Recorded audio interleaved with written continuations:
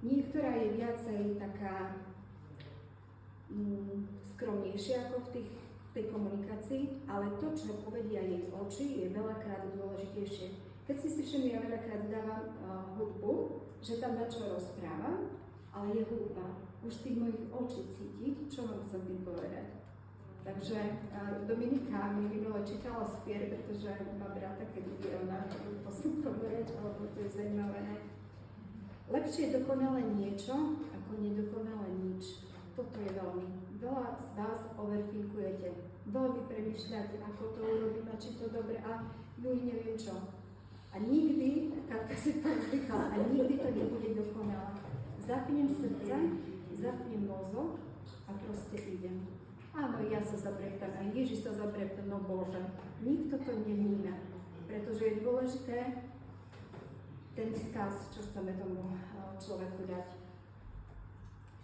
Vydržať a nebrať nie osobne. To nie je pre vás. To nie je na firmu, to nie je na produkty.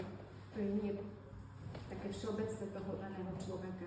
Ale aj to sa môže preklopiť do budúcna. Takže toto je podľa mňa také dôležité. Zaslúžim si viac. Kto si zaslúži viac? Všetci si zaslúžime viac. Určite. Máme istú dobu aktívneho života pred sebou. Či je to u mňa 20 rokov, alebo u niekoho 10, alebo keď sú tu mladšie, tak 30 rokov, ktoré môžeme fungovať na plnú šťavu, tak, aké sme. A je na nás, čo si za to vytvoríme. Keď obetujeme tých 15 minút denne, a my sme sa mali lepšie, je to veľa? Nie. Nemusíte to robiť 10 hodín, jak ja si tomu venujem, lebo fakt mňa to strašne baví. A keď si ščítam, čo som ja všetko urobila, áno, ty sedíš v kancelárii a ste na zastupkynia. Len veľa ľudí tomu nevenuje, že nič a čaká, že kde sú to peniaze, alebo kde sú klienti. Tú firmu nikto nepozná. My musíme byť proaktívne, aby ten človek vlastne to spoznal. Niekoho zaujíma drogeria, niekoho parfémy, niekoho kozmetika, nevieme. Niekoho mastičky do kolena. Napríklad. Predstav si, že máš pokoj duši a hojnosť.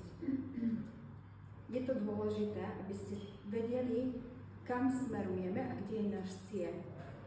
Ten pokoj v duši je veľmi dôležitý a jak som včera dávala do príspevku, šťastie je vlastne voľba.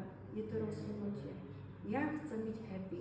Aj keď sa dejú okolo mňa neviem aké veci, ja chcem byť proste šťastná. A keď takto sa nastavíte aj ako manželka doma, veľmi